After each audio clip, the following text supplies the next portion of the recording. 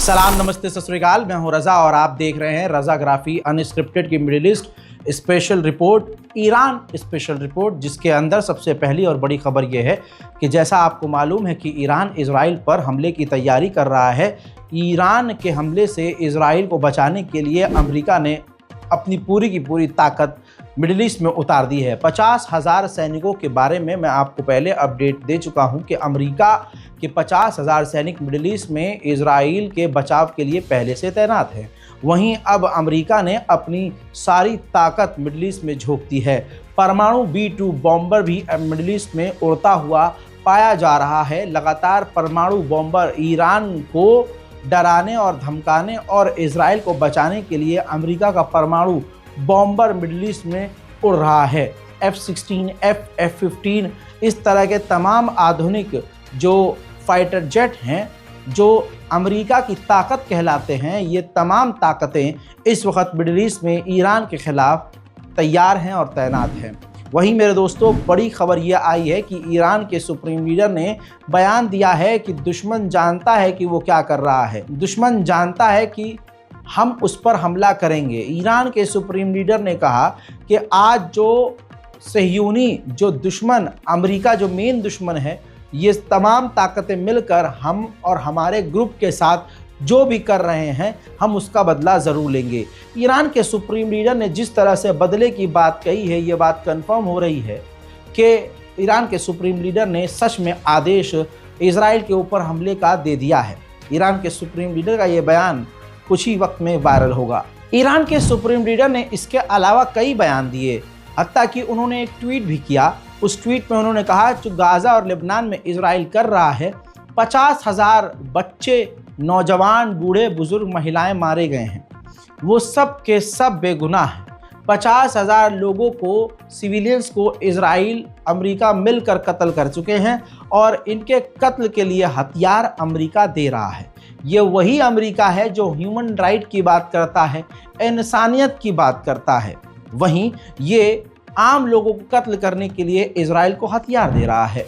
Iran की तैयारी Israel पर बड़ी है, जिसकी वजह से अब अमेरिका के डिफेंस मिनिस्टर ने आदेश और दिया है कि अब्राहम लिंकन एयरक्राफ्ट कैरियर और अमेरिका के सबसे खतरनाक युद्धपोत और भी नई सेनाएं, नई टुकड़ियां जल्द से जल्द मिडिल ईस्ट में तैनात कर दी जाएं।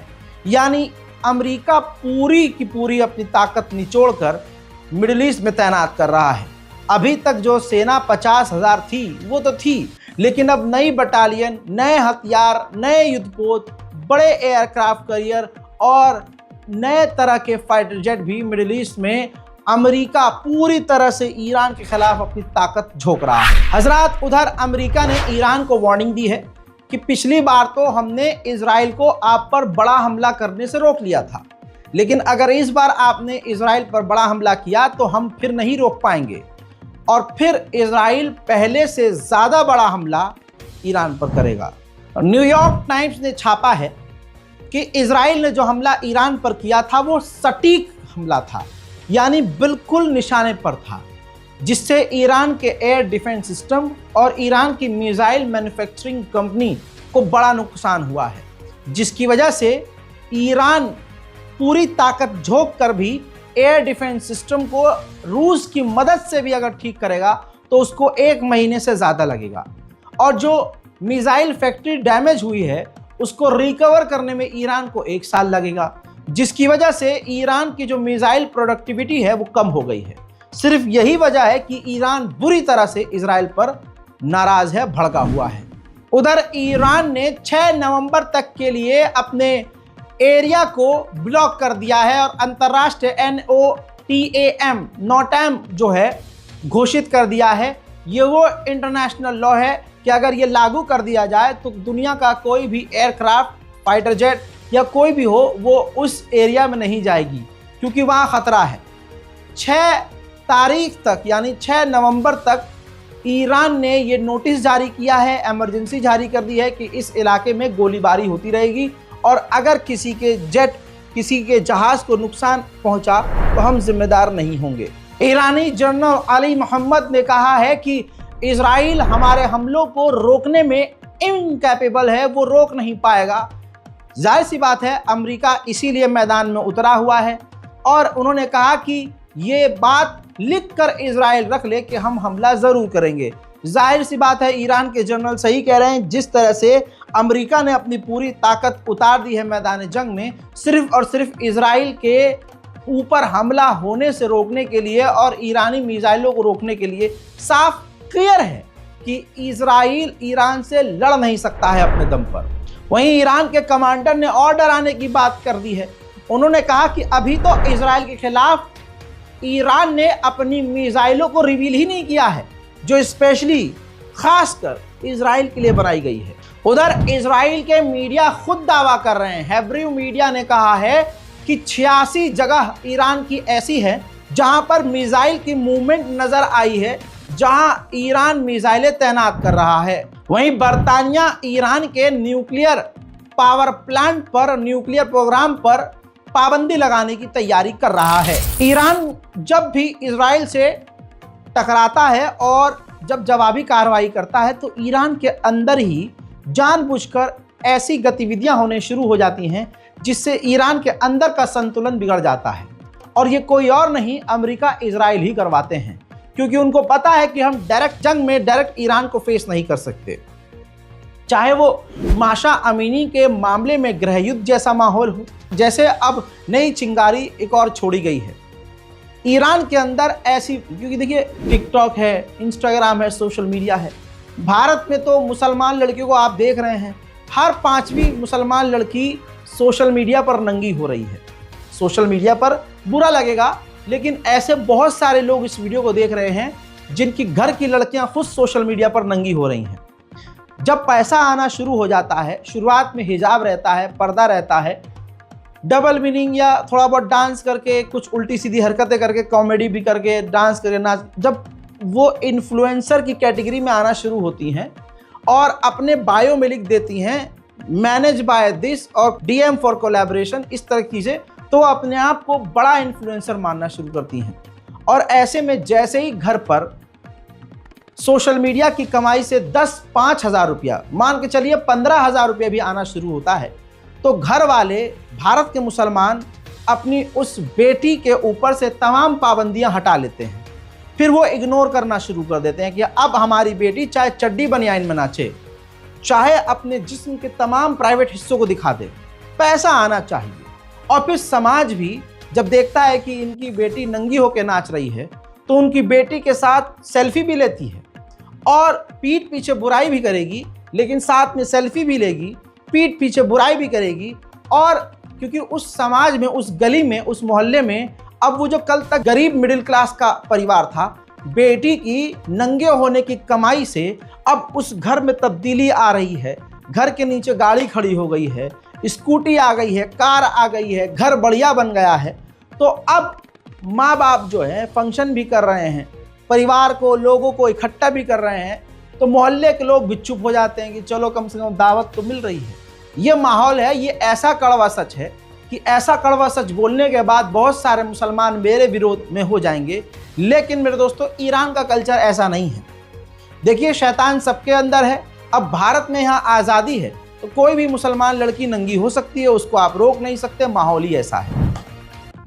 उधर ईरान में ऐसा नहीं है, ईरान में आप नंगी नहीं हो सकती हैं, लेकिन ईरान में भी लड़कियां हैं भाई। वहाँ की लड़कियों को और भरम है कि हम तो दुनिया में सबसे खूबसूरत महिलाओं में पर्शियन लड़कियां हैं भाई, खूबसूरत लड़कियों में हम हैं, बिना मेकअप के भी हम खूबसूरत, हम वेस्ट की तरह क्यों नहीं रह सकते। तो एक ऐसी भीड़ है जो नंगी रहना चाहती है, जो बीच पर नंगी होकर लेटना चाहती है, जो सड़कों और कॉलेजेस में नंगी होकर घूमना चाहती है, नंगी होकर रील बनाना चाहती है, ब्रा पैंटी पहनकर सोशल मीडिया पर फोटो पोस्ट करना चाहती है। ऐसी भीड़ को कंट्रोल ईरान लगातार कर रहा है और अब ऐसी भीड़ को फंड वेस्ट के देश करते हैं कि अरे आपके साथ बहुत बुरा हो रहा है, नहीं नहीं आप हमारे मुल्क आइए। तो ऐसी भीड़ में से कुछ भीड़ को वेस्ट के देश अपने यहाँ बुलाते हैं, यूरोप बुलाते हैं, उनको कॉलेज में एडमिशन भी देते हैं, उनको फैसिलिटी भी देते हैं, महीने का खर्चा भी देते हैं। फिर विदेश में रहकर, बहुत बड़ा खुलासा कर रहा हूँ, विदेश में अपने यहाँ रखकर ईरान के खिलाफ उन्हीं ईरानी लड़कियों से प्रोपेगेंडा चलवाते हैं। वो हिजाब पहनकर ईरान के खिलाफ वीडियो बनाएंगी, वो सड़कों पर उतरकर नंगी होकर वीडियो बनाएंगी और ईरान को बदनाम करेंगी। फिर जो ईरान में बची कुची महिलाएं हैं जो नंगी रहना चाहती हैं, उनको विदेश से फंड किया जाता है कि आप इस मामले पर सड़क पर उतरो, आप इस मामले पे यहाँ पर प्रदर्शन करो, आप अपने साथ लोगों को लो, क्योंकि ईरान गरीब मुल्क है, ईरान के लोग और भी गरीब हैं। तो जब डॉलर में रकम मिलती है तो किसको बुरा लगता है? अब उनको जब फंडिंग की जाती है तो वो नंगी होती हैं। ऐसे ही ईरान के अंदर एक नया मामला आया है जो बड़ा होने वाला है। ध्यान से इस तस्वीर को देखिए। ईरान के, मैं कॉलेज का नाम नहीं बताऊंगा, ईरान के एक कॉलेज के अंदर लड़की ने हिजाब नहीं पहना था, तो मोरालिटी पुलिस ने आकर उनसे कहा कि भैया आप हिजाब पहन लो ठीक से। तो इसने उल्टा किया, क्योंकि उसको इंतजार था कि ऐसा कुछ हो तो मैं ड्रामा करूंगी। उसने जो अंदर कपड़े पहने थे वो तक उतार दिए, बुर्खा उतारा, अपनी जो जीन्स वीन्स थी वो भी उतार दी, और वो नंगी हो गई, प्रदर्शन करने लगी, मामले को हाईलाइट करने लगी, और पूरे इलाके में तनाव पैदा हो गया। बहरहाल खबर यह है कि बाद में इस लड़की को गिरफ्तार कर लिया गया है।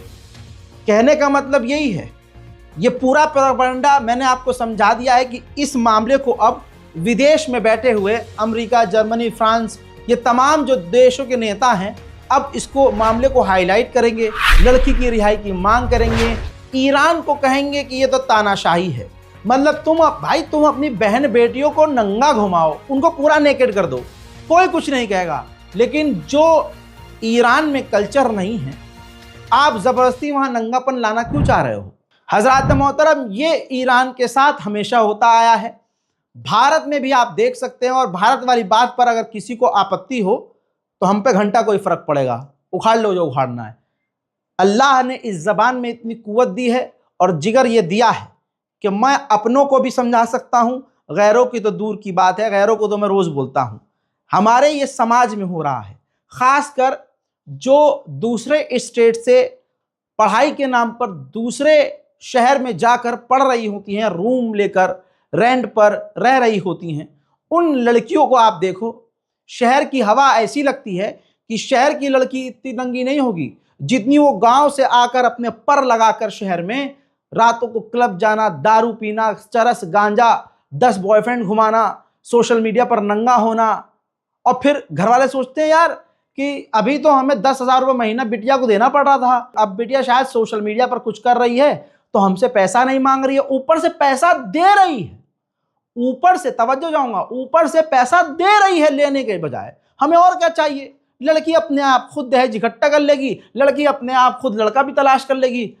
बूढ़े बाप को करना ही क्या है? बैठ के हुक्का ही तो पीना है घर के अंदर, और अम्मी को 4 जगह दूसरों की बुराइयां करनी है। यह भारत का मुसलमानों के अंदर एक नया कल्चर शुरू हुआ है। उम्मीद करता हूं कि देखिए इसमें गलती भी भाई हमारी है। अब मेरे जैसे आप मुझे देखिए, मैं हूं, मैं चाहूं क्या नहीं करता, मुझे डांस नहीं आता क्या? ये हराम और गलत कामों में क्वालिटी है कि आपको गलत काम करने के लिए सीखना नहीं पड़ेगा। इसी तरह से कॉलेज से लेकर अब तक मुझे डांस आता है भाई, मैं डांस करके, जबरदस्त डांस करके, भाई साहब मुझे पता है ना अपने अंदर शैतान का, जबरदस्त डांस करके। और क्या लड़कियां मेरी जानने वाली नहीं है? क्या सोशल मीडिया पर मैं अधनंगी लड़कियों के साथ वीडियो नहीं बना सकता हूं? भाई लगभग 3-4 मिलियन फॉलोवर है मेरे, मैं क्या म्यूजिक वीडियो नहीं निकाल सकता हूं? क्या मैं कोई रैप सॉन्ग नहीं निकाल सकता हूं? क्या मेरे पास इतना पैसा नहीं है कि किसी को स्पॉन्सर करके या किसी नए सिंगर को लेके एक रैप बनाऊं और किसी नंगी लड़कियों के साथ खड़े होकर इसकी बहन की मजे मजे, ऐसा सॉन्ग नहीं बना सकता हूं। मैं कुछ भी करके आज जितनी मुश्किलों में घिरा हुआ हूं और इतनी मुश्किलों का सामना करके इतना पैसा कमा रहा हूं, कल मैं हराम काम इतना सा करके इतना पैसा कमा सकता हूं। यूट्यूब पर फर्जी प्रैंक, आप जितने प्रैंक देखते हैं कि लड़की को जाकर छेड़ते हैं, लड़की इंप्रेस हो जाती है, लड़की को परेशान करते हैं, या किसी घर के अंदर का प्रैंक होगा, ज्यादातर ये प्रैंक फर्जी होते हैं। ये बात आपको भी पता है, आप लोगों को भी शक होता है यार ये तो फर्जी है। मुंबई में बैठा हुआ एक बहुत बड़ा, नाम नहीं लूंगा, बहुत बड़ा चैनल है, लड़कियों को वो जाकर जो है फ्लर्ट करता है, खूबसूरत लड़कियां होती हैं, फ्लर्ट करता है, शक्ल सूरत भी कुछ नहीं, लेकिन लड़कियां इंप्रेस हो रही हैं भाई साहब वो उसकी क्रिंज लाइनों से। ये सब स्क्रिप्टेड होता है। क्या वो मैं नहीं कर सकता या कोई और यूट्यूबर नहीं कर सकता जो ये काम कर रहा है? नहीं, मेरी उम्र के लोग सोशल मीडिया पर बहुत कुछ कर रहे हैं। मेरे पास भी बहुत ऑफर हैं गंद मचाने के, लेकिन मेरा ज़मीर गवारा नहीं करता। मेरा मानना है कि ये वक्त नहीं है ऐसा कि अपनी कौम को और बिगाड़ा जाए, अपने मुल्क के युवाओं को और बिगाड़ा जाए। ये बीमारी पूरे देश में फैल चुकी है और ख़ासकर इस्लाम को और हमारे समाज को खोखला कर रही है। ये हमको समझना चाहिए कि हमें ये वाले कंटेंट नहीं देखने हैं। इंस्टाग्राम आप चलाते हैं ना, इंस्टाग्राम पर आप खुद अच्छे कंटेंट को लाइक नहीं करते। पहले लड़कियां कपड़ा बदलने के लिए शीशे का इस्तेमाल करती थी, आजकल सोशल मीडिया का इस्तेमाल करती हैं। फ्रंट कैमरा चालू करेंगी, चड्डी बनियान के ऊपर कपड़ा पहन के दिखाएंगी कि ओह मैं तैयार हो रही हूं। ये दुपट्टा डाला, ट्रांजैक्शन करी, ट्रेंडिंग ऑडियो लगाया और जनता पागल। ओहो हो, उनको ये लग रहा है, देखिए पता उनको भी और जनता को भी है, उनको पता है कि मेरा कपड़ा कोई नहीं देख रहा है, जिस्म देख रहे हैं लोग। और जनता को भी पता है कि इनके कपड़े से हमें क्या मतलब हमें तो बस गर्मी मिटानी है आंखों की। ये चल रहा, उनको भी पता है कि यही चलेगा, इनको भी पता है ये इसलिए चल रही है। क्या करें, समाज ही गंदा है, हम खुद गंदे हैं, तभी तो ऐसे कंटेंट देख रहे हैं। जो मेहनत कर रही है लड़की, जो लड़के अच्छे कंटेंट क्रिएट कर रहे हैं, वो हमें पसंद नहीं आ रहे हैं। जो डबल मीनिंग कंटेंट बना रहा है, जो डबल मीनिंग गालियां बक बक के कंटेंट बना रहा है, ओ हो जबरदस्त। देखिए मैं किसी का विरोधी नहीं हूं, इसलिए मैं किसी का नाम नहीं ले रहा हूं। मैं बस बोल रहा हूं कि समाज गंदा हो चुका है, हमें गंद पसंद आ रहा है, अच्छाई पसंद नहीं आ रही है। उम्मीद करता हूं इस रिपोर्ट को आप शेयर करेंगे, मेरी नसीहतों का बुरा नहीं मानेंगे। आप भी मुझे नसीहत कर सकते हैं भाई के नाते, मैं भी आपको एक परिवार के नाते ही ये चीज़ें समझा रहा हूं। रिपोर्ट को शेयर कीजिए, दुआओं में याद रखिए। जय हिंद।